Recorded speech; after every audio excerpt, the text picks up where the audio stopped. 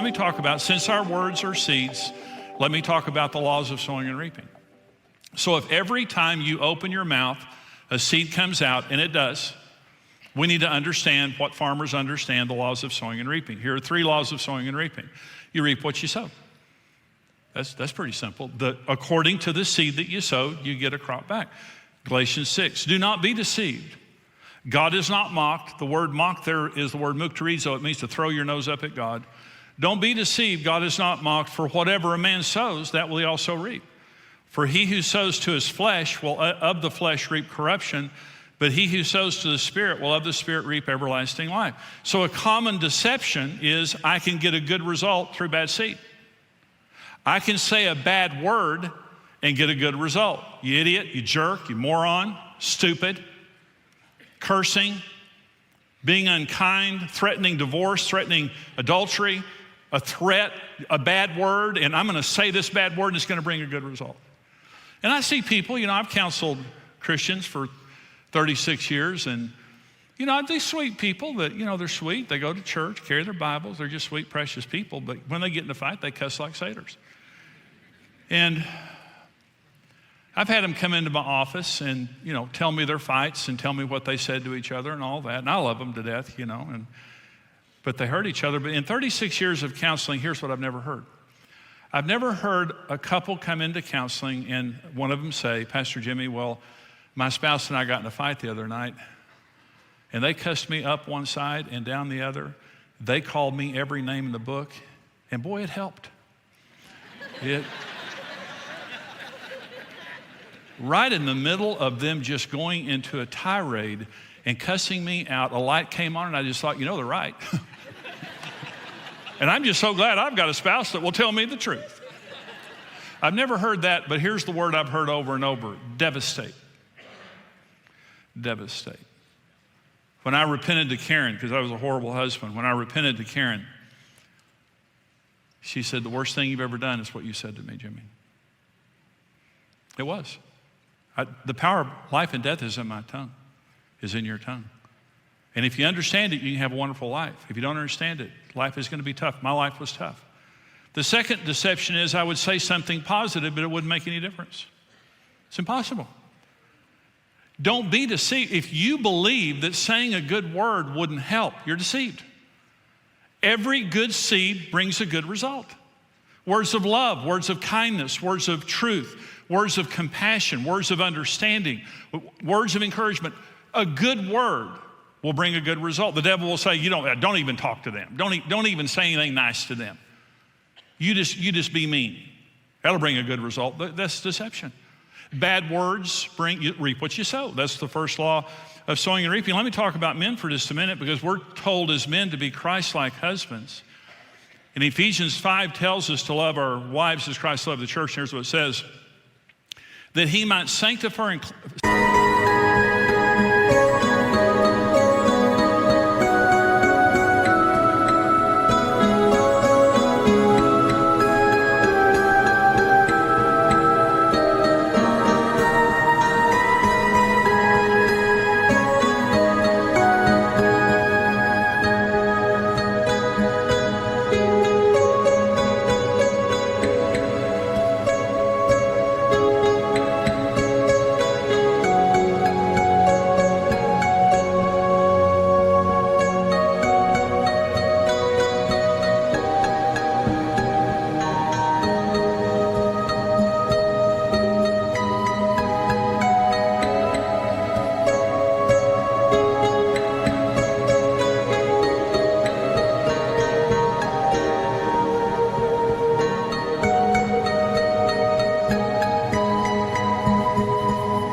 sanctify and cleanse her with the washing of water with the word, that he might present her to himself a glorious church. Do you know why Jesus washes us with his word? Because he wants a good bride.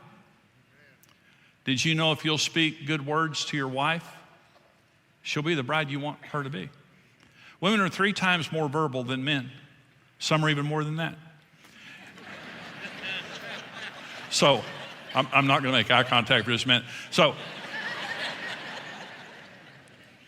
women need words. They need a lot of words. I used to come home from work and Karen would, where'd you go? What'd you do? Who'd you see? Blah, blah, blah. And I thought, she is so nosy. And I'm not going to feed that monster. Men talk for communication, for information. Women talk to connect.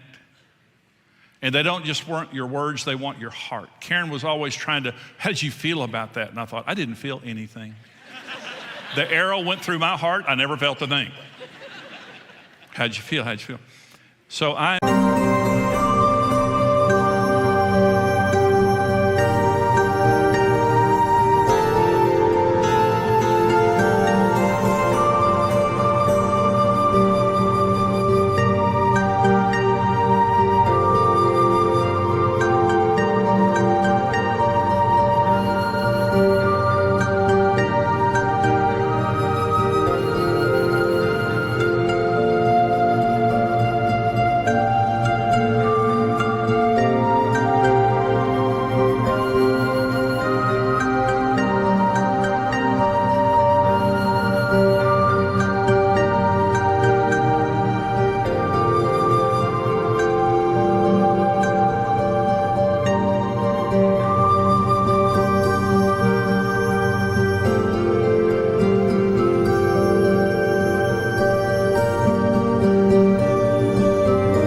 one day, I said to Karen, I'm going to come home. We're going to put the kids to bed. And we had a little sitting area in our bedroom. And I said, we're going to go in the bedroom, sit down, no distractions. And I'm going to talk to you for as long as you want to talk. First time I'd ever done that. And I thought two things. A, I'm the greatest husband in the history of the world. And B, they're going to find me tomorrow dead with my brain sucked out. The sister is going to suck my brain out my ear. Let me say this. When I began to talk from my heart, patiently with Karen, it transformed our marriage. Every area of our marriage was transformed. If I would have ever known that talking to her patiently and lovingly would do that, I'd have done it long before.